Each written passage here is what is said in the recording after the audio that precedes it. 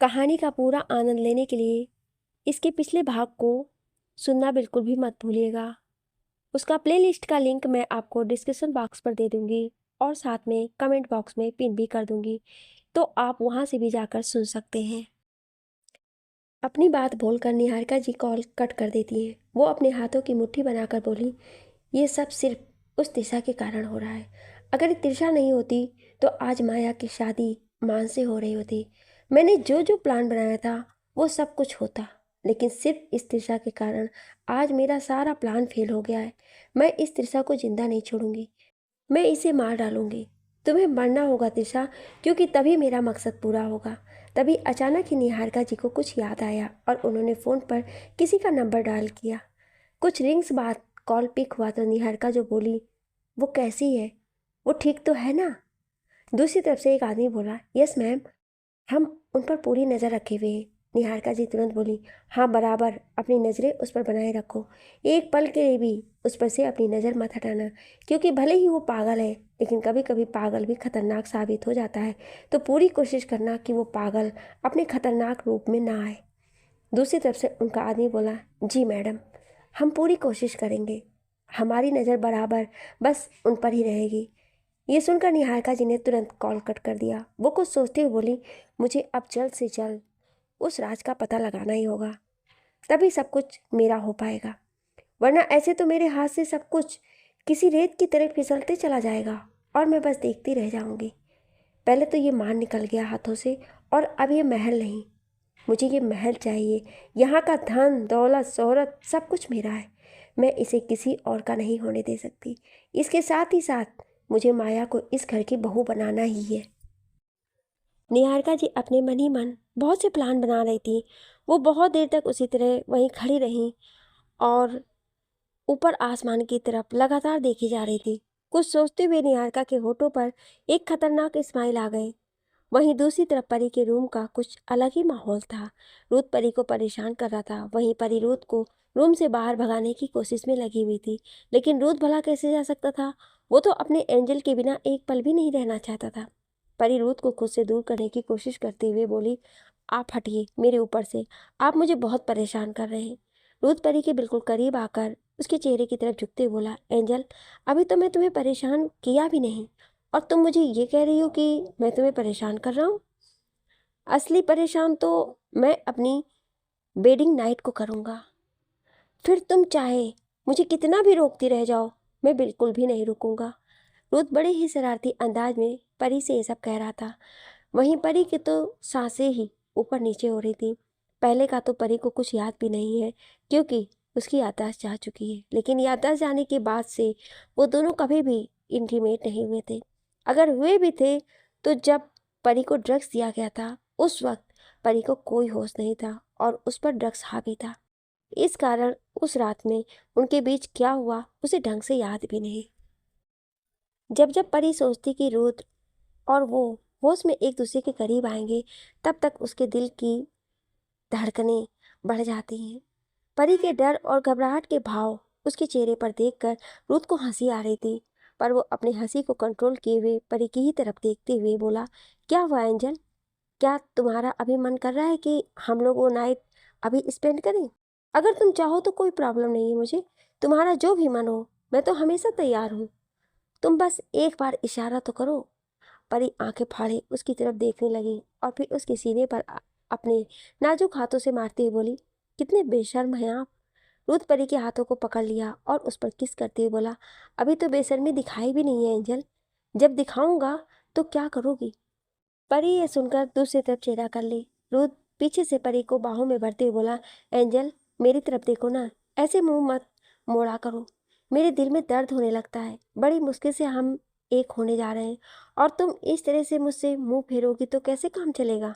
ये बोलते हुए रुद्र अपने चेहरे को परी के बालों के बीच में छुपा लिया और उसके गर्दन पर रब करने लगा। फिर रुद्र परी को किस करने के साथ साथ उसके गले पर भी किस कर रहा था। रुद्र के होठ परी के गाल कंधे पर घूम रहे थे, जिससे परी बेचैन हो उठी थी। उसकी पकड़ रुद्र के हाथों पर कस गए थे। वो एक गहरी सांस लेते हुए रुद्र से बोली, छोड़ दीजिए ना मुझे, सोने दीजिए, मुझे बहुत नींद आ रही है। रुद्र इस तरह परी के कंधे पर किस करते हुए बोला, तो तुम सो ना एंजल, किसने तुम्हें मना किया है? मैंने तो तुम्हें रोका भी नहीं। ये बोलते हुए रूथ के हाथ धीरे धीरे परी के गले और कॉलर बोन से होते हुए उसके गाल पर रब करने लगे थे। वो गाल पर किस कर रहा था। वहीं परी ही खुद को बड़ी मुश्किल से कंट्रोल किए हुए थी। उसने अपनी आंखों को बंद कर रखा था। रूथ की नजरें परी के खूबसूरत चेहरे पर टिके हुए थे। वो उसी तरह देखते हुए धीरे धीरे अपने होठों को परी के होठों के पास ले गया और उसके होठों पर अपने होठ रख उसे डीप पैशनेट किस करने लगा। रुद्र काफी देर तक उसी तरह परी को किस करता रहा। परी बार बार उसे दूर करती रही और रुद्र एक बार फिर से उसे किस करने लग जाता है। अंत में परी भी उसके सामने हार गई और उसके किस में उसका साथ देने लगी। दोनों ही एक दूसरे को बेतहासा चूमने लगे। करीब 20 मिनट बाद रुद्र को जब अपनी सांस से भारी सा महसूस होने लगा तो वो परी के होठों को छोड़कर उसके बालों में अपना चेहरा छुपाकर गहरी गहरी सांस लेने लगा। वहीं परी भी रुद्र को छेड़ते हुए ही तेज तेज सांसें लेने लगी थी। परी का पूरा चेहरा लाल हो गया था। कुछ देर बाद रुद्र धीरे से परी के बालों में अपना चेहरा निकालकर एक बार फिर से परी के होठों पर अपने होठ रख देता है, लेकिन इस बार वो सिर्फ लाइट किस करके उससे दूर हुआ। फिर प्यार से उसके फोrehead पर किस करते हुए बोला, गुड नाइट एंजल, अब सो जाओ, बाकी का हम शादी के बाद कंटिन्यू करेंगे। परी हैरानी से रुद्र को देख रही थी। उसे तो यकीन नहीं हो रहा था कि रुद्र उसे इतनी आसानी से छोड़ दिया। रुद्र जब ये देखा कि परी उसे हैरान होकर देख रही है तो वो मुस्कुराते हुए बोला, क्या हुआ एंजल, तुम्हारा मन है क्या कि मैं आगे कुछ करूं? अगर तुम चाहती हो तो मुझे कोई प्रॉब्लम नहीं है, पर मैं सोच रहा था कि शादी के बाद ये सब किया जाए। लेकिन जब मेरी एंजल की खुशी इसमें है तो मैं भला कैसे अपनी एंजल की बात को टाल सकता हूँ। इतना कहकर रुद्र तुरंत परी को उसकी कमर से पकड़ लिया, लेकिन रुद्र आगे बढ़ता उससे पहले ही परी उसे रोकते ही बोली कि आप ये क्या कर रहे हैं? मैंने ऐसे कब कहा? आप अपनी मन की बात मुझ पर मत डालिए, और हाँ छोड़िए, मुझे सच में बहुत नींद आ रही है। परी की बात सुन रुद्र मुस्कुराया और परी के नोज से अपनी नोज को रब करते हुए बोला, wow angel, you are so sweet. तुम्हें पता है ना, तुम्हारी मासूमियत, तुम्हारी क्यूटनेस मुझे हमेशा तुम्हारे करीब लाती है। बस ऐसे ही तुम हमेशा मासूम और क्यूट रहना और मेरी एंजल बन के रहना। पर ये सब सुनकर मुस्कुराई और खुद आगे बढ़कर रूथ के होठों पर एक किस कर दी। ये देखकर रूथ की आंखें एक पल के लिए हैरानी से फैल गई, पर फिर उसके होठों पर स्माइल आ गए। वो बेड पर लेट गया और एकदम से परी को उसकी कमर में हाथ डाल उसे अपने करीब खींच लिया। फिर वो परी को अपने ऊपर लेटाते हुए प्यार से उसके बालों को सहलाने लगा। वो मुस्कुराते हुए बोला, तुम्हें पता है एंजल, आज मेरी लाइफ का सबसे बेस्ट डे है। परी अपने सिर को ऊपर करके रूथ की तरफ देखने लगी। रूथ परी की आंखों में देखते हुए बोला, हाँ बच्चा, आज मेरी लाइफ का सबसे बेस्ट डे है, क्योंकि आज मेरी एंजल ने खुद से मुझे किस किया है। ये सुनते ही परी ने शर्म से अपनी नज़रों को नीचे झुका लिया। वहीं रूथ परी को ऐसे शर्माते देख मुस्कुरा दिया और परी की कमर पर अपने पकड़ बनाते हुए और भी कसकर खुद से जकड़ लिया। इसी तरह एक दूसरे को पकड़े हुए ही दोनों कुछ देर बाद नींद के आगोश में चले गए। जहाँ सभी अपने अपने रूम में गहरी नींद में सो रहे थे, वहीं कोई था जिसकी आंखों में अभी भी नींद का कोई नामो निशान नहीं था। वो कोई और नहीं, निहारिका जी थी। वो बहुत बेचैन थी क्योंकि माया का कुछ पता नहीं चल रहा था और उन्हें माया की चिंता सताई जा रही थी। वो अपने रूम के बालकनी में यहाँ से वहाँ लगातार टहल रही थी और फ़ोन की तरफ देखकर इंतजार की जा रही थी कि उनके फ़ोन पर कॉल आएगा और सामने वाला बताएगा कि माया का पता चल चुका है। लेकिन अफसोस, उनके चाहने से भी फ़ोन नहीं आ रहा था। इस कारण उनकी बेचैनी बढ़ती जा रही थी। वो अपने हाथों की मुट्ठी बनाए हुए दांत पीसते हुए बोली, माया, आखिर तुम कहाँ हो? कहीं तुम्हारे साथ कुछ हुआ तो नहीं? बस तुम जहाँ भी हो ठीक ठाक हो, वरना अगर तुम्हें कुछ हो गया तो मैं कैसे रहूँगी? अगली सुबह धीरे धीरे सबकी आंखें खुली। आज का दिन मेहंदी और संगीत का फंक्शन था, जो कि शाम में होने वाला था। अवेन जी ने पहले ही सारे अरेंजमेंट करने के लिए अपने सर्वेंट से कह दिया था। वहीं महल के पीछे एक बड़े से बगीचे में आज के संगीत का प्रोग्राम था, जिसे बड़ी ही खूबसूरती से डेकोरेट किया जा रहा था। अवेन जी हॉल में आकर सोफे पर बैठे हुए थे और कुछ लोगों को इनवाइट कर रहे थे। जो लोग रह गए थे उन्हें फ़ोन कॉल करके शादी की इनविटेशन दे रहे थे। उसी समय वहाँ पर दादाजी और दादी जी भी आकर बैठ गए। अवेन जी दादाजी दादी जी की तरफ देखते हुए पूछी, अंकल आंटी, आप दोनों ने अपने रिलेटिव्स को बुला लिया है ना शादी में? दादा दादी मुस्कुराते ही बोले, हमारे वैसे भी कितने रिलेटिव्स हैं। जब से हमारा बेटा और बहू दुनिया से गए हैं, सारे रिलेटिव्स हमें रिश्ता ही तोड़ दिए हैं। फिर बाद में जब वो रिश्ता बनाना चाहे तो हमने ही उनसे कोई रिश्ता नहीं बनाया। ये सुनकर अवेन जी थोड़ी उदास हो गई, क्योंकि रूथ के डैड और अवेन जी दोनों बहुत अच्छे दोस्त थे। अवेन जी को अपने दोस्त की याद आ रही थी और अपने दोस्त को याद करते हुए उनकी आंखें नम हो गई थी। इसके साथ ही साथ अवेन जी को अपनी पत्नी की भी याद आने लगी। उन्हें वो दिन याद आने लगे जब वो उनकी पत्नी रुद्र के डैड और उनकी मॉम एक दूसरे के साथ बैठकर बातें करते थे और हंसी मजाक करते थे। ये सब कुछ याद कर अवेन जी थोड़े भावुक हो गए। अब वहाँ उनसे और बैठा नहीं रहा गया। वो वहाँ से उठकर सीधे अपने रूम की तरफ चले गए। दादाजी और दादी जी जब अवेन जी की इस तरह से भावुक होकर जाते देखे तो उनकी भी आंखें नम हो गईं। उनकी भी आंखों के सामने अपने बेटे और बहू की लाश आ गई। किस तरह से उनके साथ हादसा हुआ था। पहले तो उनकी बहू उसे हादसे में मारी गई और फिर उनका लड़का बहू के जाते ही जिंदा लाश बन गया और एक दिन उसकी भी मौत हो गई। ये सब कुछ सोचते हुए दादी जी तो खुद को रोक ही नहीं पाई और उनकी आंखों से तेजी से आंसू गिरने लगे। इस समय रुद्र वहां आया और अपनी दादी जी की आंखों में आंसू देखकर बोला, दादी ये क्या है? आप रो क्यों रही हैं? क्या हुआ? कोई प्रॉब्लम है? क्या दादाजी ने कुछ बोला है आपको? मुझे बताइए आप। दादाजी रुद्र की बात सुन उसे घूर कर देखने लगे, पर रुद्र को इससे कहाँ कोई फर्क पड़ने वाला था। तभी दादी जी अपनी आंखों से बह रहे आंसुओं को साफ करके रुद्र से बोली, नहीं बेटा, तुम्हारे दादाजी ने कुछ नहीं कहा है मुझे, ये तो खुशी के आंसू हैं। रुद्र ये सुनकर मुंह बना लिया और तुरंत दादी के बगल में अच्छे से बैठकर उन्हें पकड़ते हुए बोला, दादी अगर आप इस तरह से रोगी तो आपके जो पोता बहू है वो तो और भी ज़्यादा रोने लगेगी, क्योंकि वो तो पहले से ही छोटी छोटी बात पर रोने लगती है। दादी लगभग डांटते हुए रो से बोली, अच्छा, मेरी पोता बहू की इस तरह से मजाक मत उड़ा समझे। वो तो रुद्र है जिसे कभी कभी तो मौका मिलता है इस तरह से बैठकर हंसी मजाक करने का, वरना वो तो हमेशा काम में ही लगा रहता है। वो दादी की तरफ देखकर बोला, ओहो दादी, वो ना बहुत मासूम है और कभी कभी तो मौका मिलता है उसे परेशान करने का। अच्छा, तो तुम मेरी बहू को परेशान करने का ये सब तरीका अपनाता है? दादी रुद्र को घूर कर देखते हुए हल्की नाराजगी से बोली। रुद्र बस मुस्कुरा दिया। फिर दादी रुद्र से पूछी, अच्छा वो सब छोड़ो, अब बता मेरी पोता बहू कहाँ है? ओ दादी, आप तो जानती हैं ना कि इन लोगों को तैयार होने में बहुत टाइम लगता है, तो मेरी बीबी भी उन्हीं लोगों में से है। रुद्र मुंह बनाकर बोला। तभी पीछे से आवाज आई, अच्छा तो क्या मैं इतना टाइम लगाती हूँ जिससे आप परेशान हो जाते हैं? जैसे ही रुद्र ने इस आवाज को सुना उसने कसकर अपनी आंखों को बंद कर दिया, पर जल्दी ही वो अपने आंखों को खोल एक हल्की स्माइल के साथ परी की तरफ देखते हुए बोला, अरे एंजल, मैं तुम्हारी बात नहीं कर रहा था, मैं तो उन लोगों की बात कर रहा था जो तैयार होने में लेट होते हैं। तुम्हारे बारे में तो मैंने कुछ बोला ही नहीं, है ना दादी? ये बोल रुद्र की तरफ कंफर्म करने के लिए देखा, जो उसे घूर कर देख रही थी, और रुद्र आंखों से अपनी दादी से रिक्वेस्ट कर रहा था, जैसे कह रहा हो, दादी बचा लो अपने पोते को, उसके हक में बोल दो, वरना आपकी पोता बहू आपके पोते से नाराज हो जाएंगी। दादी तो बस मन ही मन रुद्र की हालत पर मुस्कुरा रही थी। रुद्र की बात सुनकर परी उसे घूर कर देखती है और अपने कमर पर हाथ रखकर मुंह फुलाए खड़ी रहती है। रुद्र एक बार फिर उसे समझाते हुए बोलता है, अरे एंजल, मैं तो बस मजाक कर रहा था, तुम तो सीरियस हो गई।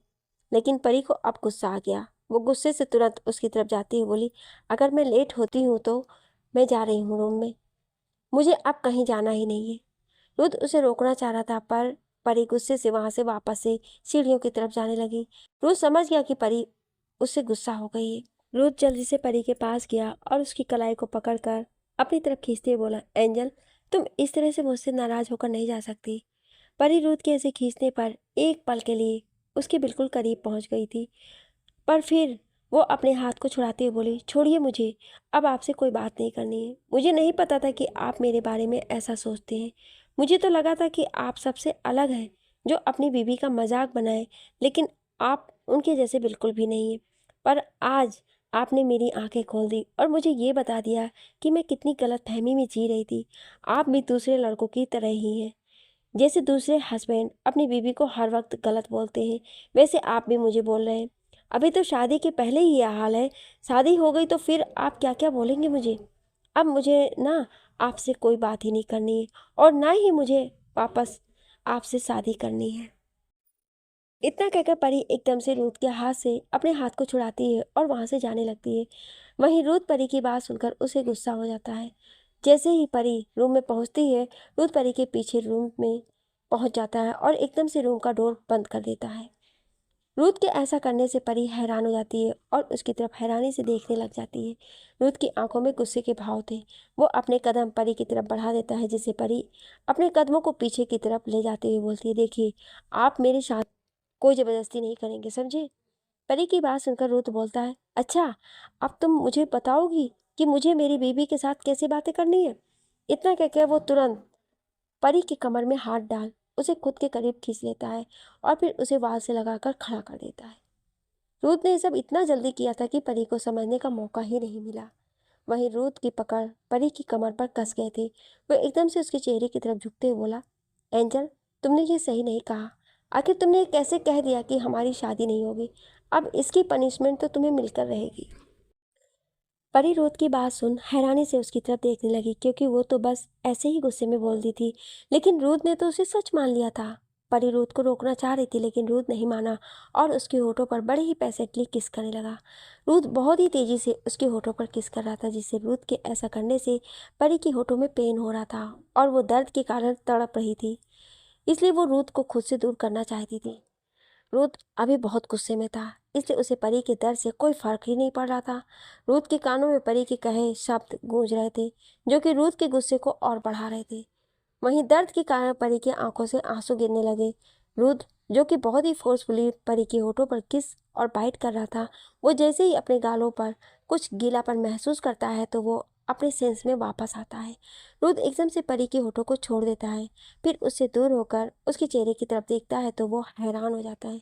परी का पूरा चेहरा आंसुओं से भरा हुआ था और उसके होठ में बुरी तरह से कट लग गए थे, जिनमें से ब्लड भी निकलने लगा था। तो रूथ ने जब ये देखा तो वो चौंक गया। उसे यकीन नहीं होता है कि ये सब कुछ उसने किया है। वहीं परी अपनी नज़रों को नीचे झुकाए बस लगातार रोई जा रही थी। परी की ऐसी हालत देख रूथ को खुद पर गुस्सा आने लगता है। उसने गुस्से से अपने हाथों की मुट्ठी बनाकर वाल पर एक तेज पंच मारता है, जिससे परी और भी ज्यादा डर जाती है और उसके मुंह से हल्की सी चीख निकल जाती है। परी के मुंह से चीख सुनकर वो पूरी तरह घबरा जाता है और एकदम से परी के चेहरे को अपने दोनों हाथों में ले लेता है। परी अभी भी लगातार रोए जा रही थी। रूथ तुरंत उसे अपने सीने से लगाकर प्यार से उसके बालों को सहलाते हुए बोलता है, शांत हो जाओ Angel, and I am sorry Angel, सच में मैं बहुत बुरा हूँ। ये बोलते हुए रूथ बहुत ही गिल्ट में था। उसे आज अपनी एंजल को दर्द में देखना बर्दाश्त नहीं हो रहा था। उसे गुस्सा परी पर नहीं था। उसे तो खुद पर ही गुस्सा आ रहा था कि जिस लड़की के आंसू भी वो बर्दाश्त नहीं कर सकता था, आज वही उसका पूरा चेहरा आंसू से भरा हुआ था। वो भी सिर्फ उसके कारण ये बात रूथ को दर्द पहुंचा रहे थे। रूथ अपने हाथों की मुट्ठी कसकर बनाया हुआ खड़ा था। वहीं परी अभी भी सुबक रही थी। रूथ उसी तरह उसकी पीठ को सहलाते हुए बोला, प्लीज एंजल, माफ कर दो। मुझे नहीं पता था कि मैं गुस्से में ये कर जाऊंगा। तुम्हें अच्छी तरह से पता है ना, मैं तुमसे दूर होने के बारे में सोच भी नहीं सकता। मेरे लिए तुम कितनी इंपॉर्टेंट हो, तुम अच्छी तरह से जानती हो। अगर तुम मुझसे दूर हुई तो मेरी सांसें रुक जाएंगी। जिस दिन तुम मुझसे दूर हो गई, मैं मर जाऊंगा एंजल।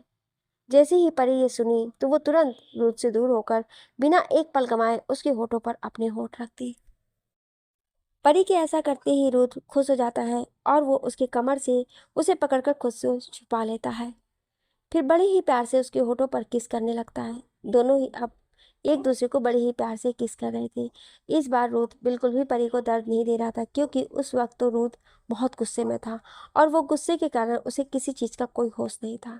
लेकिन अब उसके गुस्सा शांत हो चुका था। कुछ देर किस करने के बाद दोनों एक दूसरे के होठों को छोड़ते हुए फिर रूथ प्यार से पहले परी के गालों को सहलाते हुए उसे पूछता है, क्या अब भी तुम मुझसे शादी नहीं करना चाहती हो। परी मुस्कुराकर रूथ के नोज से अपना नोज रब करती है और बोलती है, नहीं। ये सुन रूथ उसे छेड़ने के लिए बोलता है, अच्छा, क्या सच में किसी और से शादी कर लोगी। ठीक है, तुम ये चाहती हो तो मैं ऐसा ही करूँगा। मैं अपने लिए कोई अच्छी सी लड़की ढूंढ लेता हूँ और उससे शादी कर लेता हूँ। फिर मैं उसके साथ सुहाग रात मनाऊंगा और उसके साथ बच्चा पैदा करूंगा। परी जो सुनती है तो उसे बहुत गुस्सा आता है, तो एकदम से रूथ की कॉलर को पकड़ती है और उसे अपनी तरफ खींच कर बोलती है, सोचिएगा भी मत। अगर आपने ऐसा कुछ किया ना तो मैं आपको और उस चुड़ैल को छोड़ूंगी नहीं। रुथ को परी की बात सुन हंसी आ रही थी। परी का गुस्से से लाल चेहरा देखकर रुथ को बहुत अच्छा लग रहा था, लेकिन रुथ अपने होठों पर मुस्कुराहट नहीं लाता है। वो इसी तरह सीरियस फेस के साथ परी की तरफ देखते हुए बोलता है, लेकिन अभी तो तुमने मुझसे कहा कि तुम मुझसे शादी नहीं करना चाहती, और जब तुम शादी नहीं करोगी तब मुझे तो किसी से शादी करना ही पड़ेगा ना। और मुझे अपना दादा दादी को पर पोता तो देना है। दादा दादी की इच्छा तो पूरी करनी होगी ना। मुझे तो इसके लिए अगर तुम नहीं मानोगी तो किसी और को तो मुझे ढूंढना ही पड़ेगा। रूथ की बातें सुनकर परी की आंखें हैरानी से फैल गईं। वो अपने मन ही मन बोली, मतलब कि ये बच्चे के लिए किसी से भी शादी कर लेंगे, इस तरह के इंसान हैं। और मैं सोचती थी कि ये मुझसे प्यार करते हैं, लेकिन नहीं, इन्हें तो सिर्फ बच्चा चाहिए। हमें उनसे बात ही नहीं करूंगी अब। ये सब बोलते हुए वो एकदम से रूथ को खुद से दूर कर देती है और बोलती है, ठीक है जाइए, कर लीजिए किसी और से शादी। और आप दूसरी शादी करेंगे तो मैं भी किसी और से शादी कर लूँगी।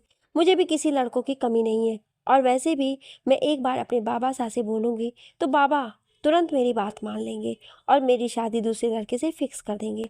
फिर आप आइएगा मेरी शादी में लड्डू खाने के लिए, मैं आपको रोकूंगी भी नहीं। और फिर मेरे बच्चे आपको मामा मामा बुलाएंगे। जैसे ही रुथ सुनता है उसका तो मुंह खुला का खुला रह जाता है। वो तो बस ऐसे ही मजाक कर रहा था, लेकिन यहाँ तो परी कुछ और ही सोच रखी थी। वो तो उसे अपने बच्चों का मामा बनाने वाली थी। भला रुथ ऐसे कैसे सोच सकता था। वह एकदम से परी की कलाई को पकड़ा और उसे खुद के करीब खींच लिया।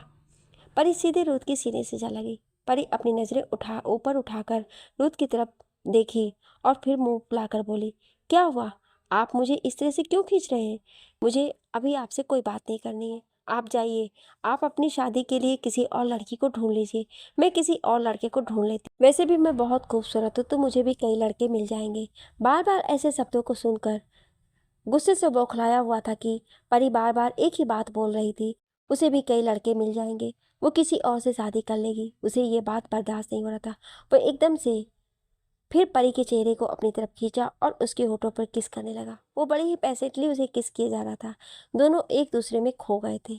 एक लंबी किस करने के बाद रुत परी के होठों को छोड़ा। उसके बाद परी के होठों को सहलाते हुए धीमी आवाज में बोला, दोबारा इस तरह किसी और से शादी करने के बारे में सोचना भी मत।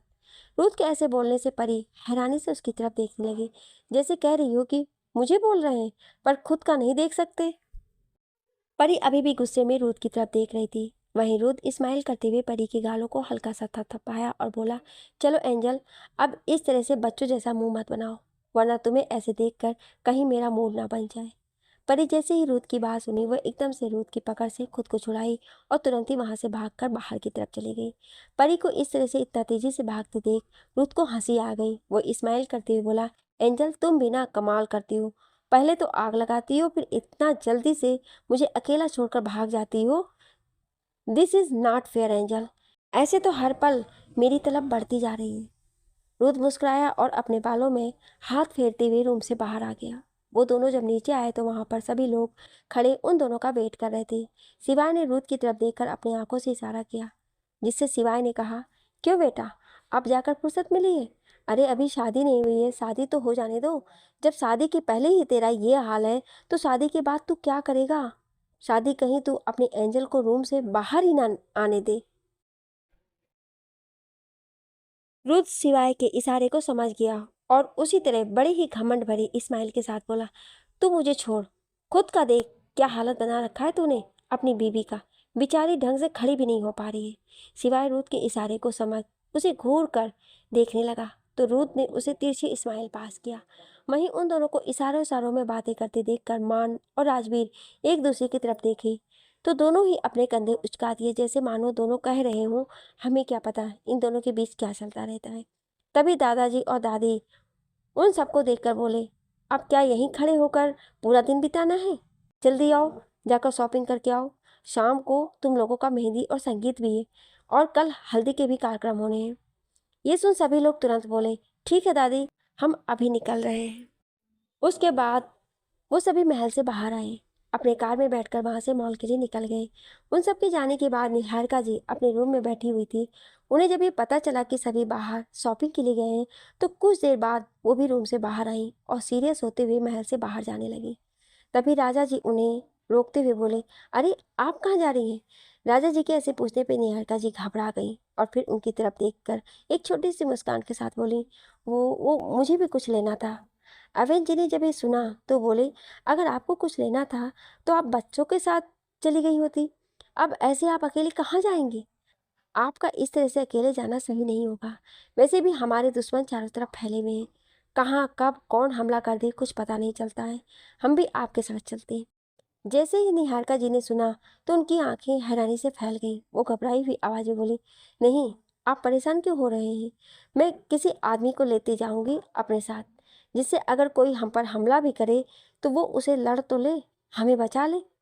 अवेन जी फिर भी निहारिका जी की बात को मना करते हुए बोले, नहीं, वो सब तो रहेंगे ठीक है, लेकिन मेरा आपके साथ रहना ज़्यादा ज़रूरी है। लेकिन निहारिका जी उन्हें समझाते हुए बोली, देखिए, अगर आप हमारे साथ चलेंगे तो यहाँ महल में अंकल आंटी अकेले रह जाएंगे। तो इनका इस तरह से यहाँ अकेले रहना भी तो सही नहीं है ना। आखिर किसी का तो महल में रहना ज़रूरी है। और आप मेरी चिंता बिल्कुल मत करिए, मैं खुद का अच्छे से ख्याल रख लूँगी। और फिर आपके आदमी मेरे साथ रहेंगे तो हमें कुछ नहीं होगा, आप बिल्कुल टेंशन मत लीजिए। राजा जी बोले, ठीक है। वो जाकर फिर बैठ गए और निहारिका जी ने गहरी सांस लिया। जल्दी से महल से बाहर आ गई। बाहर आकर अपने कार में बैठती है। तेजी से आगे बढ़ते ड्राइव करते हुए खुद से बोली, थैंक गॉड, इस मुश्किल से आज मैं बच गई। वरना अगर इन्हें पता चल जाता कि मैं अभी कहाँ जा रही हूँ तो शायद मेरा सारा प्लान चौपट हो जाता। अब मुझे अभी जल्द से जल्द मॉल पहुँचना होगा, वो भी इस तरीके से कि वो सब मुझे जान भी ना पाए। निहारिका जी ड्राइवर को कार तेजी से आगे बढ़ाने के लिए ऑर्डर देती हैं, जिसे सुन ड्राइवर और भी स्पीड में कार को चलाने लगता है। कुछ देर बाद निहारिका जी की कार मॉल के सामने आकर रुकी। निहारिका जी कार से बाहर आई और वहीं खड़े गाड़ियों की तरफ देखने लग गई। गाड़ियों की तरफ देखते हुए वो समझ गई कि यहाँ सभी गाड़ियाँ महल की हैं। निहारिका जी ने अपने चेहरे पर कोई अच्छे से कवर कर लिया ताकि उन्हें कोई पहचान ना पाए। वहीं रुद्र, परी, राजवीर, तेजस्विनी, शिवाय, कनक, मान, त्रिषा आदि और सोनम, ये चारों कपल्स अपने अपने लिए सामान देख रहे थे। हालांकि शादी तो अभी रुद्र और परी, मान और त्रिषा की थी, लेकिन वो सभी तो शादी एंजॉय करने आए थे, तो उन सबको भी अपने अपने लिए सामान लेना था। परी को तो समझ में नहीं आ रहा था कि वो क्या ले, तो रुद्र ही उसके लिए कपड़े पसंद कर रहा था। रुद्र जो भी कपड़े परी के लिए पसंद करता है, परी बस मुस्कुराकर उसे एक्सेप्ट कर लेती है। वैसे भी रुद्र की पसंद भी बहुत कमाल की थी। परी धीरे से मुस्कुराते हुए बोली, सच में आप बहुत ही अच्छे अच्छे कपड़े पसंद करते हैं, आपकी पसंद भी ना बहुत कमाल की है। रुद्र परी की बात सुन उसके कानों में धीरे से फुसफुसाते हुए बोला, वो तो है एंजल, तभी तो मैंने तुम्हें पसंद किया था, है ना मेरी पसंद कमाल की। परी ने जब ये सुना तो वो शर्म से अपनी पलकें नीचे झुका ली। वो कुछ बोली नहीं और उसके होठों पर एक प्यारी सी स्माइल आ गई। परी को इस तरह से शर्माते और स्माइल करते देखकर रुद्र भी मुस्कुराने से खुद को रोक नहीं पाया। निहारिका जी उन दोनों को इस तरह से मुस्कुराते हुए देख गुस्से से आग बबूला हो रही थी। उनकी नज़र मान के साथ खड़ी तिशा पर गई। मान तिशा को बार बार परेशान कर रहा था और अपने पसंद के कपड़े उसे दिखा दिखा कर उसे पैक करवा रहा था। ये देखकर निहारिका जी ने अपने हाथों की मुट्ठी बना लिया और बोली, तुम्हारे कारण आज मेरे सारे अरमानों पर पानी फिर रहा है। तिशा, तुम्हें तो आज मारना होगा, क्योंकि यहाँ पर मेरे आने का मकसद सिर्फ तुम्हें जान से मारना है। तुम्हें जब तक मैं अपने रास्ते से नहीं हटाऊंगी, मेरा प्लान आगे कैसे बढ़ेगा। और अभी तो मुझे माया का भी पता लगाना है। आखिर माया है कहाँ, क्योंकि उसका मिलना भी बहुत ज़रूरी है। हंस लो तिशा, जितना हंसना है हंस लो, जितनी खुशियाँ मनाना है मना लो, क्योंकि बहुत जल्द तुम्हें मौत मिलने वाला है। तुम इन सबको छोड़कर इस दुनिया से जाने वाली हो। निहारिका जी ऐसा बोलते हुए एक शातिर स्माइल करने लगती हैं। उनकी आंखों में एक अलग ही पागलपन दिखाई दे रहा था। ये एक ऐसा पागलपन था जिसमें लालच और लोभ भरा हुआ था। उन्हें सिर्फ महल का सब कुछ चाहिए था। उन्हें हर हाल में उस महल पर राज करना था। हालांकि वो रानी तो पहले से थी, लेकिन उन्हें अभी भी वो पद नहीं मिला था जो वो चाहती थी। उस कारण उसे उन्हें हमेशा ये लगता था कि अभी भी वो अधूरी है। उन्हें यह हक चाहिए था जिससे उसे महल में जो कुछ भी काम हो वो सब सिर्फ उनकी मर्जी से हो। उनकी मर्जी के बिना एक पत्ता तक ना हिले। उसके साथ ही साथ महल के बाहर भी पूरे राजस्थान में इनका राज हो, इसलिए तो माया को लेकर आई थी। अगर एक बार माया और मान की शादी हो जाए फिर वो अपने हिसाब से सब कुछ चलाएंगी, क्योंकि माया तो पहले से ही इनके अंडर में रहेगी और फिर मान भीम के अंडर में आ जाएगा। फिर इन्हें कुछ भी करने से कोई रोक नहीं सकेगा। तभी वो देखती है कि दिशा एक कपड़े को लेकर चेंजिंग रूम की तरफ जा रही है। ये देखकर निहारिका जी के होठों पर एक खतरनाक स्माइल आ जाती है। वो चलती हुई चेंजिंग रूम की तरफ बढ़ जाती हैं। वो जैसे ही चेंजिंग रूम का डोर खोलने वाली थी तभी एकदम से पीछे से मान की आवाज़ आई, जी आप वहाँ क्यों जा रही हैं? इस आवाज़ को सुन निहारिका जी घबरा गई। वो डर कर कुछ बोल ही नहीं पाई, पर वो धीमे से पीछे मुड़ी तो मान उन्हें देख बोला, जी आप कौन?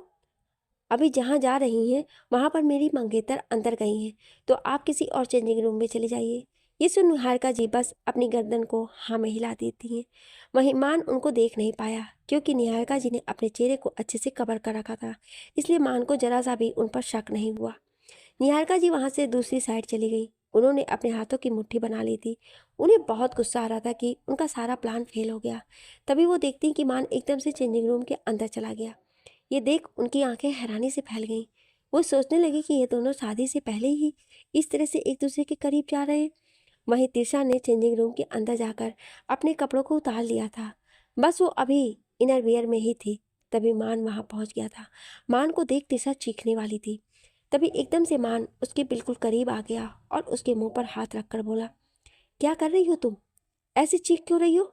मैं हूँ तुम्हारा होने वाला पति, और अगर मैंने तुम्हें इस तरह से भी देख लिया तो क्या फर्क पड़ता है? 2 दिन बाद तो वैसे भी मुझे तुम्हें इस हाल में पूरी तरह से देखना ही है। तिशा मान के कहने का मतलब नहीं समझ पाई। वो कंफ्यूज भरी नजरों से उसे देख रही थी। तभी मान बोला, क्या हुआ? तुम ऐसे इस तरह से क्यों देख रही हो? अरे तुम समझी नहीं, कितनी नादान हो तुम। अरे हमारी शादी हो रही है तो शादी के बाद क्या होता है? तिरसा कुछ बोलना चाह रही थी, लेकिन मान ने उसका मुंह ढक दिया था। तभी मान ने उसे उसकी कमर से पकड़ा, उसके होठों पर से अपने हाथ को हटाया और बोला, अरे बुद्धू लड़की, शादी के बाद सुहागरात होता है ना, तो सुहागरात होगा तो उसमें तो मैं सब कुछ देख ही लूंगा। जैसे ही तिशा ने ये सुना उसका पूरा चेहरा टमाटर की तरह लाल हो गया। वो अब मान की तरफ देख भी नहीं रही थी। उसने अपनी नजरों को नीचे झुका लिया। इस वक्त उसे इतनी शर्म आ रही थी कि उसका मन कर रहा था कि कभी अभी जमीन में गड्ढा खोदकर उसमें छिप जाए। वहीं तिशा को इतना शर्माते देखकर मान को और भी ज्यादा खुशी हो रही थी। वो मुस्कुरा रहा था। वो तिशा को इस तरह से मुस्कुराते देखकर मान बोला, उसे जब तुम ऐसे शर्माती हो ना, कसम से जान ले लेती हो। वहीं तिशा हैरानी से आंखें बड़ी किए उसकी तरफ देखने लगी, क्योंकि उसने आज तक कभी भी मान को इस तरह से बातें करते हुए नहीं देखा था। वहीं मान धीरे धीरे तिशा की कमर को सहला रहा था। जैसे ही तिशा को मान के हाथ अपने कमर पर फील हुए तो वो घबरा गई। वो उसे दूर करने लगी, लेकिन मान ने उसे नहीं छोड़ा। वो उसे और भी कसकर अपनी बाहों में जकड़ लिया और बोला, मुझसे दूर जाने के बारे में भी मत सोचना, क्योंकि अब तो हमारे बीच कोई नहीं आ सकता है। अब तो हमें एक होना ही है। ये बोलती हुई उसने एकदम से तिशा के होठों से अपने होठ जोड़ लिए। तिशा की आंखें हैरानी से फैल गईं। मान बड़े ही प्यार से तिशा के होठों को चूम रहा था। वहीं तिशा तो पहले हैरान हो गई, पर जैसे ही उसे समझ आया वो मान को खुद से दूर करने लगी। उसे डर लग रहा था कि कहीं किसी ने उन्हें इस तरह से देख लिया तो, पर मान था कि उसे तो बस तिशा के होठ ही चाहिए थे। जब भी वो तिशा के होठों के करीब जाता था तो हमेशा वो अपना सब कुछ खो देता था।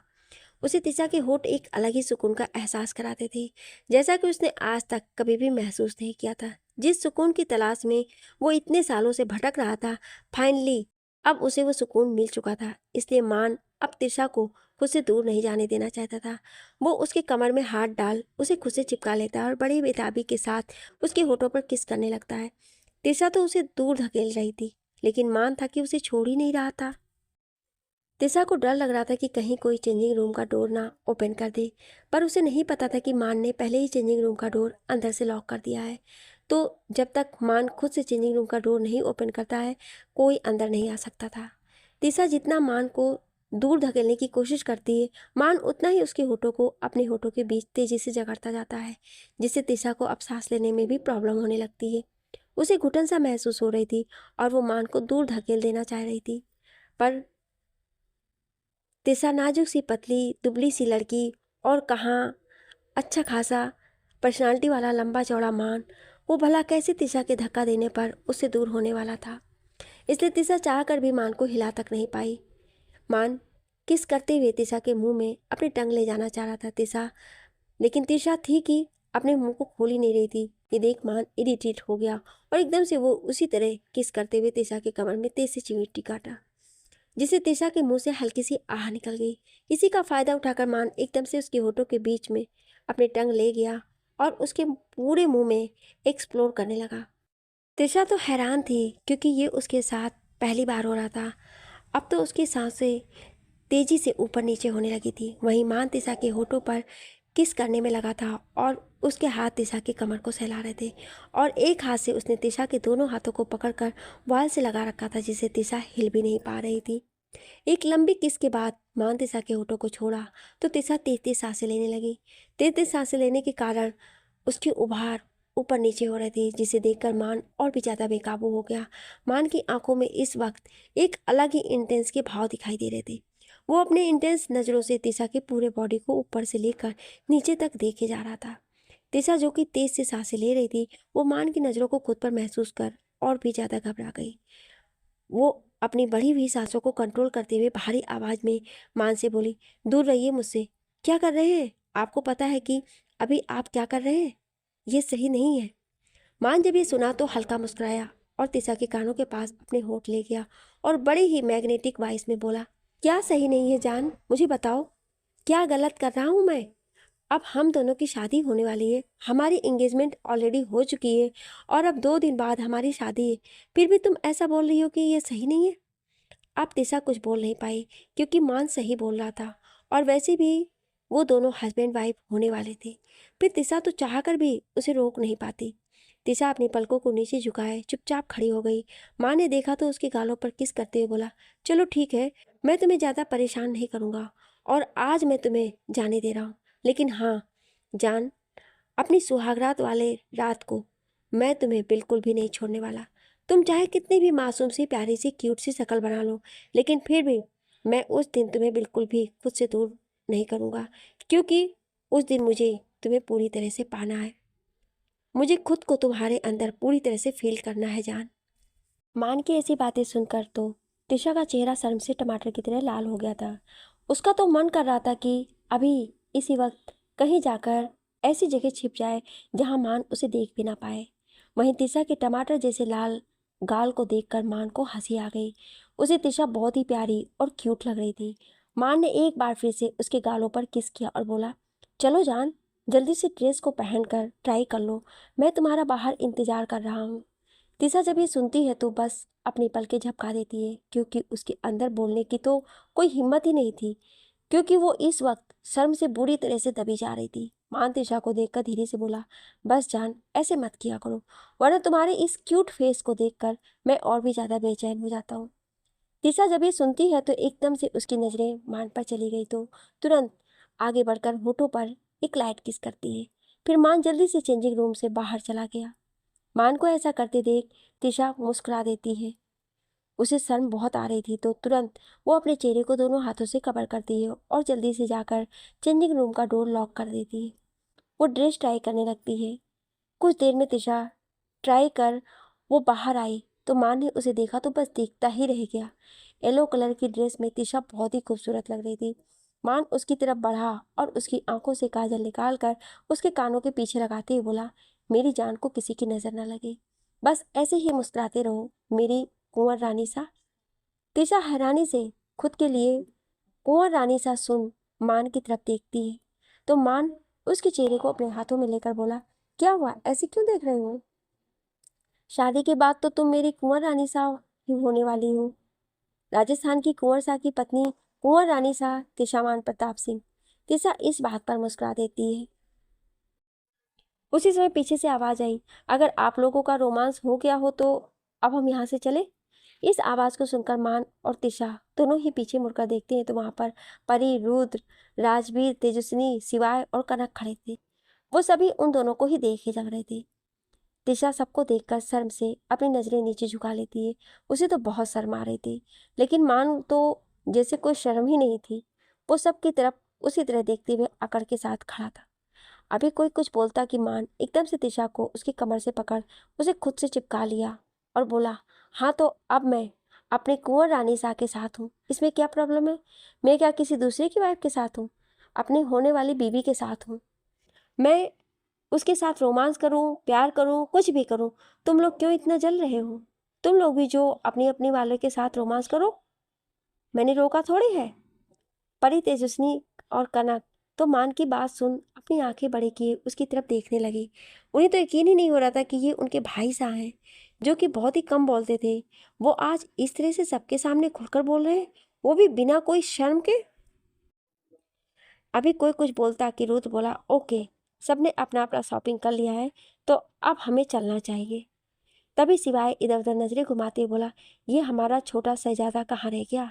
सिवाय की बात सुन रुद्र भी देखता है तो उसे आदि कहीं नहीं दिखा। तभी परी बोली, सोनम भी नहीं दिख रही है, लगता है दोनों साथ में ही हैं।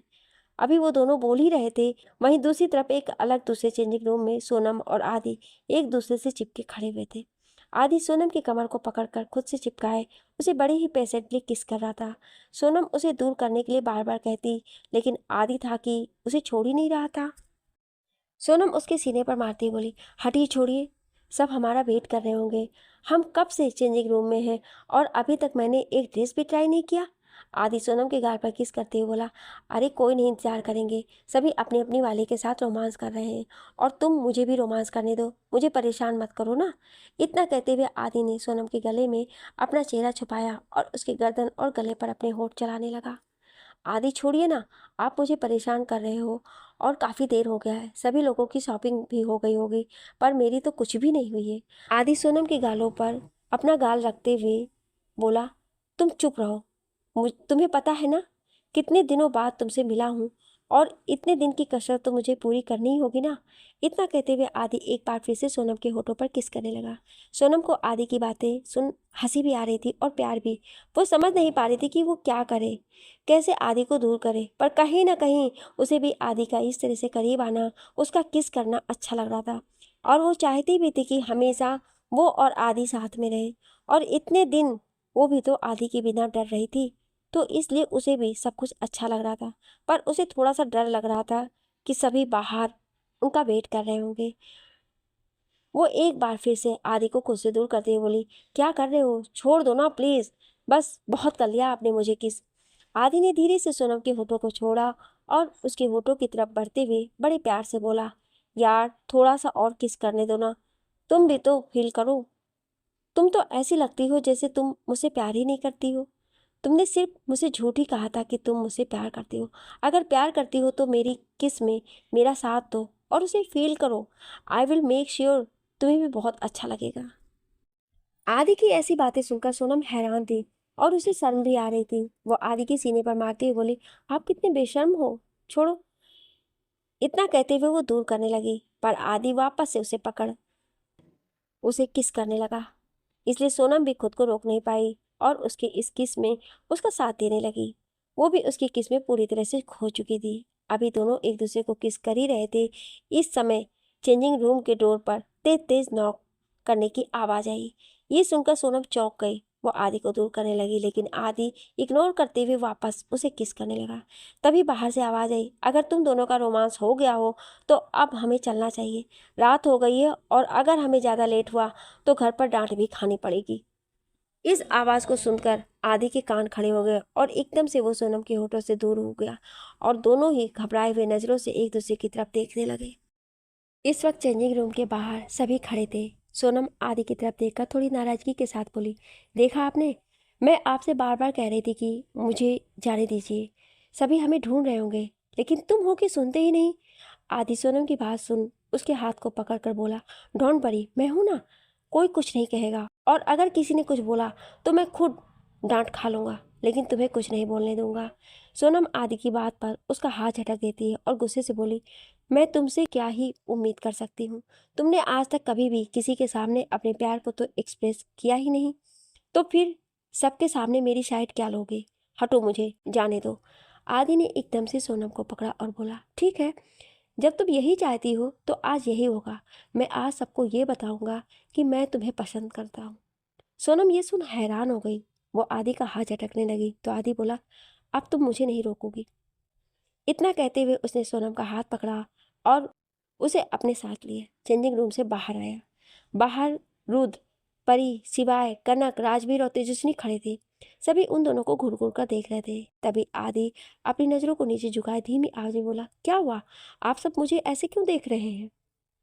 शिवाय आदि के पास आया और बोला, बेटा पहले तो ये बता, तू सोनम के साथ अंदर चेंजिंग रूम में क्या कर रहा था? आदि ये सुन हड़बड़ा गया और वो जो अभी तक बहुत शेर बन रहा था उसकी सारी सिट्टी पिट्टी गुल हो गई। वो कुछ बोलता कि तभी रूथ बोला, आदि कुछ भी झूठ बोलने से पहले सोच लेना। अगर मुझे पता चला कि तुम सोनम को परेशान कर रहे हो तो मुझसे बुरा कोई नहीं होगा। भाई ऐसा बिल्कुल नहीं है, आप गलत समझ रहे हो। वो मैं और सोनम, मैं हेल्प करने गया था सोनम का। सोनम के कपड़े चेंज कर रही थी ना, तो थोड़ी सी उसे प्रॉब्लम हो रही थी, तो मैं उसकी हेल्प करने चला गया था। आदि की बात सुनकर सभी अपना माथा पीट लेते हैं। वहीं सोनम उसे गुस्से से घूर रही थी। वो अपने मन ही मन बोली, वाह, अभी तो बड़ा शेर बन रहा था अंदर, आज मैं सबके सामने ऐलान कर दूंगा कि तुम मेरी हो, मैं तुमसे प्यार करता हूँ। और अब देखो कैसे इसकी सारी हवाइयाँ ही उड़ गई। वहीं आदि भी अपने मन ही मन बोला, क्या कर रहा है तू? आदि बोल दे सबके सामने कि तू सोनम से प्यार करता है और अब तू सोनम के बिना नहीं रह सकता। फिर वो तिरछी निगाह से सोनम की तरफ देखता है जो उसे खा जाने वाली नज़रों से घूर रही थी। आदि ये देख डर गया। उसने अपना सलाइवा घटकते हुए अपने भाई की तरफ देखा और बोला, भाई वो मैं कह रहा था कि। तभी रुद्र बोला, ठीक है मैं समझ गया तुम क्या कह रहे थे, चलो हम लोग वापस चलते हैं। सभी जाने लगे। आदि भी सोनम की तरफ देखकर उसका हाथ पकड़कर जाने लगे। तभी सोनम एक झटके में अपना हाथ छुड़ाती है और गुस्से में उसके पैर पर अपने सैंडल से मारती हुई बोली, डरपोक कहेंगे, आज के बाद मेरे करीब आए ना तो तुम्हारा गला दबा दूंगी। इतना कहते हुए वो पैर पटकते हुए तेज कदमों के साथ सबके साथ बाहर चली गई। वहीं आदि अपने पैर को पकड़कर खड़ा था। उसे अपने पैरों में दर्द हो रहा था। वो दर्द से कराहते हुए बोला, जंगली बिल्ली हर वक्त मुझ पर अटैक करती रहती है। हे राम, मेरा पैर तोड़ दी, अब मैं कैसे चल कर जाऊं? तभी पीछे से राजवीर की आवाज आई, गलतियां करेगा तो पैर तोड़ेगी ही ना। अगर तुमने रुद्र के सामने सच बोल दिया होता तो आज सोनम तेरा ये हाल नहीं करती। राजवीर को देखकर आदि तुरंत बोला, अरे राजवीर भाई, आप गलत सोच रहे हो, ऐसा कुछ नहीं है। राजवीर उसे घूरते हुए बोला, अब तुम मुझसे भी झूठ बोलेगा? सच में सोनम सही कहती है, तू एक नंबर का डरपोक है, कुछ नहीं कर सकता तू। ये कहते हुए वो आगे बढ़ा। उसी समय आदि तेज आवाज में बोला, मुझे तो बोल रहे हो और खुद क्या हो? खुद भी तो आज तक अपने प्यार के बारे में किसी को नहीं बताया। हाँ, मान भाई को पता है, लेकिन उनकी फैमिली में तो आपने किसी को नहीं बताया। कहीं ऐसा ना हो आपकी प्यार किसी और के साथ चली जाए और आप देखते रह जाएं। राजवीर ने जब ये सुना तो गुस्से से आदि की तरफ बढ़ा और उसके कॉलर को पकड़कर झकझोरते हुए बोला, खबरदार जो ऐसा बोला, वो मेरी है और उसे मेरे अलावा कोई भी नहीं ले जा सकता है। आदि अपने कॉलर को छुड़ाते हुए बोला, राजवीर भाई कम डाउन, आप इतना गुस्सा क्यों हो रहे हो? मैं तो बस ऐसे ही मजाक कर रहा था। राजवीर उसे गुस्से से बोला, मजाक में भी ये बातें मत बोलना, क्योंकि मेरे लिए तेजस्विनी क्या है ये तू नहीं समझेगा। शायद तेरे लिए सोनम इतने मायने नहीं रखती, लेकिन मेरे लिए तेजस्विनी बहुत मायने रखती है। वो मेरी जिंदगी है और मेरी जिंदगी को कोई मुझसे अलग नहीं कर सकता। ये कहते हुए राजवीर ने आदि को कॉलर को ठीक किया और फिर उसे अपने साथ लिए बाहर आ गया, जहाँ पर सभी पहले से ही उनका वेट कर रहे थे। रुद्र राजवीर की तरफ देख अपने भवें चढ़ाते हुए बोला, इतनी देर से तुम दोनों अंदर क्या कर रहे थे? अब कौन सी गॉसिप रह गई थी जो तुम दोनों बातें करने लगे? राजवीर हंसते बोला, अरे कुछ नहीं, ये इसके पैर में दर्द हो रहा था तो मैं इसे चलाकर आने में हेल्प कर रहा था। राजवीर की बात सुन सभी आदि की तरफ देखने लगे और बोले, क्या हुआ तेरे पैर को? वहीं सोनम गुस्से से आदि को घूर रही थी। तभी आदि अपने भाई की तरफ देखते हुए बोला, कुछ नहीं भाई, वो तो बस हल्की सी चोट लग गई थी। राजवीर ने ये सुना तो बोला, झूठ क्यों बोल रहा है? अभी तो तू अंदर बोल रहा था कि एक जंगली बिल्ली ने मेरे पैर पर अपना पंजा मार दिया। आदि राजवीर को ही घूर कर देख रहा था। वहीं सोनम तो आदि को खा जाने वाली नजरों से देख रही थी। वो अपने मन ही मन बोली, घर चलो अकेले में मिलो, फिर मैं तुम्हें बताती हूँ कि जंगली बिल्ली हूँ, तुम्हें सच में मैं नोच खाऊंगी। आदि की तो हालत खराब हो गई थी। उसकी तो हिम्मत भी नहीं हो रही थी कि वो सोनम की तरफ देखे, क्योंकि उसे पता था कि अभी सोनम गुस्से से उसे घूर रही होगी, इसलिए वो चुपचाप से जाकर जल्दी से कार में बैठ गया। बाकी सब भी कार में जाकर बैठ गए। सभी आदि की हालत देख हंस रहे थे और राजवीर की तो हंसी रुक ही नहीं रही थी। वो अपनी कार में जाकर बैठा और एकदम से तेजस्विनी का हाथ पकड़ उसे अपने साथ ले गया और दोनों ही कार में जाकर बैठ गए। तेजस्विनी राजवीर के हाथ पर मारते हुए बोली, आपने जानबूझकर किया ना ऐसा? राजवीर ने तेजस्विनी के हाथ को वापस से अपने हाथ में लिया और बोला, हाँ वैसे भी वो एक नंबर का डरपोक है। मैंने सोचा था शायद अब सब बक देगा, लेकिन वो तो एक नंबर का फट्टू निकला। सबको दिखता है कि वो सोनम से प्यार करता है और वो खुद भी प्यार करता है, लेकिन बेवकूफ़ सबके सामने ये बात बताया ही नहीं। कहीं ऐसा ना हो कि उससे पहले ही सोनम किसी और की हो जाए और ये देखता ही रह जाए। ये कहते हुए राजवीर ने कार स्टार्ट किया। तभी तेजस्विनी बोली, दूसरों को तो बहुत ज्ञान दे रहे हैं, खुद कितनी हिम्मत है? राजवीर हंसा और बोला, मेरे अंदर बहुत हिम्मत है, तुम अभी जानती नहीं हो मेरे बारे में। तेजस्विनी अपने दांत दोनों हाथों में को क्रॉस करके बैठते हुए बोली, बहुत हिम्मत है तो बोल क्यों नहीं देते मेरे बाबा साहब से कि आप मुझसे प्यार करते हैं और मुझसे शादी करना चाहते हैं? देखिए कह दे रही हूँ, कहीं ऐसा ना हो आप बस सोचते रह जाएं और कोई और आकर मेरी डोली उठा कर ले जाए। राजवीर ने जैसे ही ये सुना एक झटके में कार रोक दिया। तेजस्विनी हैरानी से राजवीर को देख रही थी। तभी राजवीर गुस्से से उसकी तरफ मुड़ा और उसकी कमर को पकड़कर एकदम से अपनी तरफ खींच लिया। तेजस्विनी राजवीर के इतने कसकर पकड़ने से उसके मुंह से हल्की सी आह निकल गई। वो कराते हुए राजवीर की तरफ देखने लगी तो राजवीर बोला, आज बोल दिया, दोबारा ये मत बोलना जान, क्योंकि मैं सब कुछ बर्दाश्त कर सकता हूँ, लेकिन तुम्हें किसी और के पास जाते हुए बिल्कुल भी नहीं, क्योंकि तुम पर, तुम्हारे जिस्म पर, तुम्हारे रूह पर, सब पर सिर्फ मेरा हक है। ये कहते हुए राजवीर एकदम से उसके होठों को अपने होठों में दबोच लिया और बड़ी ही फोर्सफुली उसके होठों पर किस करने लगा। बाकी सभी अपने अपने कार में बैठे हुए थे। रूथ कार ड्राइव कर रहा था। वहीं उसके बगल में परी बैठी थी। रूथ परी के हाथ को अपने हाथ में लिया और उसे ब्रेकर पर रख दिया। फिर धीरे धीरे ब्रेकर को आगे पीछे करने लगा। परी रूथ से अपने हाथ को छुड़ाने की कोशिश करते हुए बोली, क्या कर रहे हैं आप इस तरह से मेरा हाथ पकड़ेंगे तो ड्राइविंग कैसे करेंगे? रूथ परी की बात पर मुस्कुराया और बोला, इसी तरह से तो मैं और अच्छे से भी ड्राइविंग करूँगा, क्योंकि जब मेरी ज़िंदगी में मेरे हाथ में है तो फिर मुझे किस बात का डर है? इतना कहते हुए रूथ परी के हाथ को पकड़ अपने होठों के पास लाया और उसे चूम लिया। परी ये देखकर मुस्कुराई और अपने पलकों को नीचे झुका ली। शर्म के कारण उसका पूरा चेहरा लाल हो गया था। रूथ तिरछी निगाहों से परी के चेहरे की तरफ देखा और मुस्कुराते हुए बोला, एंजल, अभी तुम इतनी लाल हो रही हो सिर्फ मेरे एक हल्के से किस करने से, तो सोचो उस रात जब मैं तुम्हें अपना बनाऊंगा तब तुम कितनी लाल हो जाओगी। परी ये सुनते ही तो रूथ के सीने पर हल्का सा मारते हुए बोली, आप तो ऐसे बोल रहे हैं जैसे आपने कभी मुझे अपना बनाया ही नहीं, कभी मेरे करीब आए ही नहीं। रूथ ये सुना तो हंसते हुए बोला, हाँ तो उस दिन तुम नशे में थी, लेकिन उस रात तो तुम पूरे होशो हवास में रहोगी ना, और फिर हम दोनों एक दूसरे की आंखों में देखते हुए एक दूसरे के होंगे। माना कि हम पहले भी कई बार एक हो चुके हैं, पर इस बार की बातें कुछ अलग होंगी। लास्ट की लाइन और रुद्र अपने मन ही मन में बोला, क्योंकि परी को अभी भी बीती बातें याद नहीं थी और रुद्र उस पर कोई जोर नहीं डालना चाहता था, क्योंकि उसे उसकी मोहब्बत तो मिल गई थी। उसकी परी अभी भी सब कुछ भूलने के बाद भी उसे नहीं भूल पाई थी और उससे अभी भी प्यार करती थी। बस रूथ को और ही क्या चाहिए था। थोड़ी देर में सबकी कार महल के सामने आकर रुकी और सभी अपने अपने कार से बाहर आए और महल के अंदर गए। तो इस वक्त महल के अंदर का नज़ारा कुछ और ही था। सामने बैठे कुछ लोगों को देखकर सभी एक दूसरे की तरफ देखने लगे। किसी को भी कुछ नहीं पता था और सभी अपने अपने कंधे उचका दिए। तभी परी भागती हुई अपने बाबा साहब के पास गई और बोली, बाबा साहब कौन है?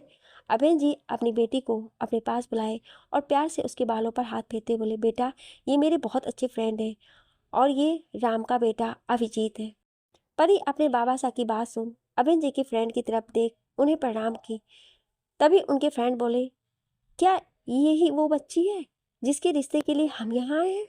अवेन जी हंसते बोले, नहीं नहीं, मेरी बेटी की तो पहले से ही शादी तय है और परसों इसी की शादी है, रूथ सिंह राठौर के साथ। इतना कहते हुए वो सामने दिखाए तो रूथ चलते हुए वहां आया।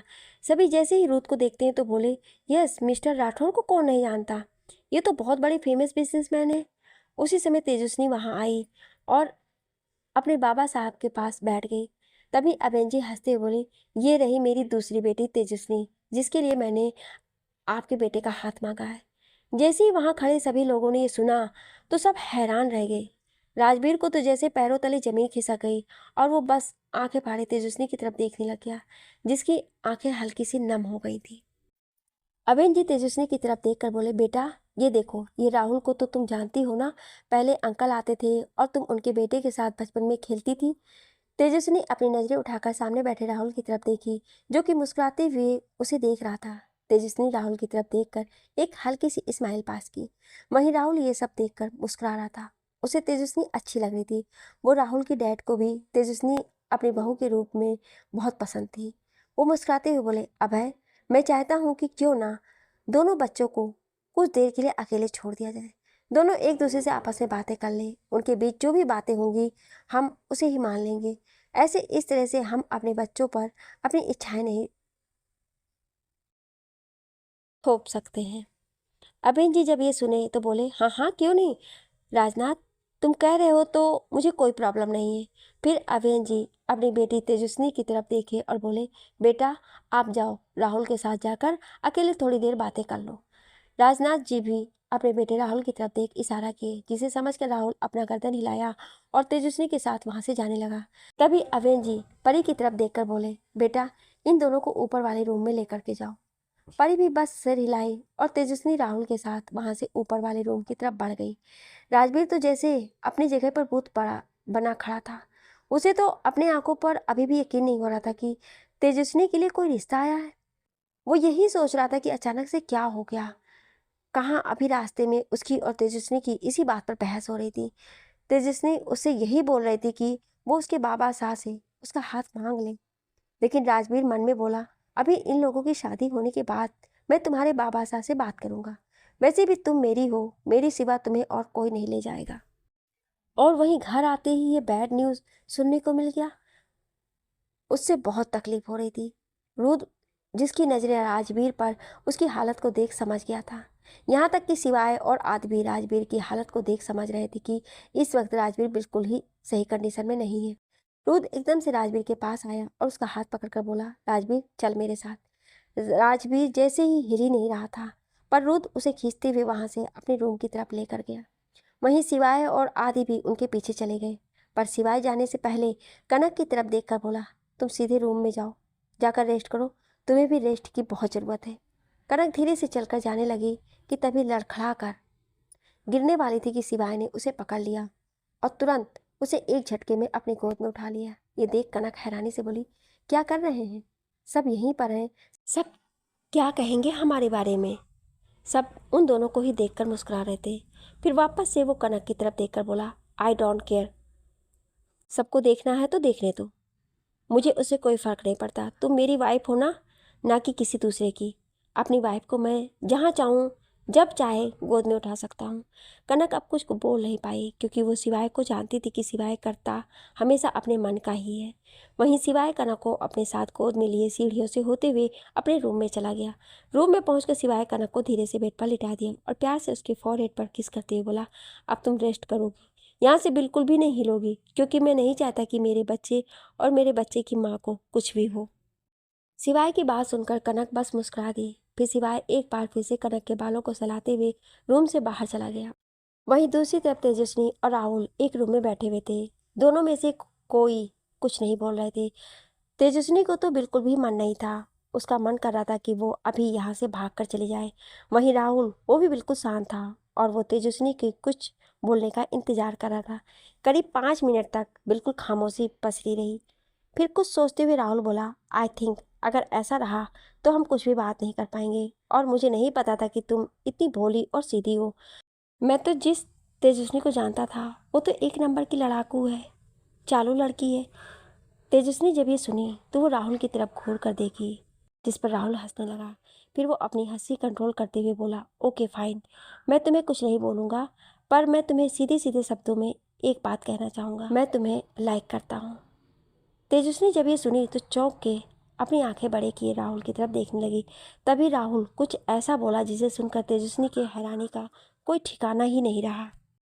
अब कहानी में आगे बहुत ही इंटरेस्टिंग होने वाला है, तो आप लोग कंटिन्यू बने रहिएगा और अपने प्यारे प्यारे कमेंट दे करके इसी तरह हमारा हौसला बढ़ाते रहिए। Thank you.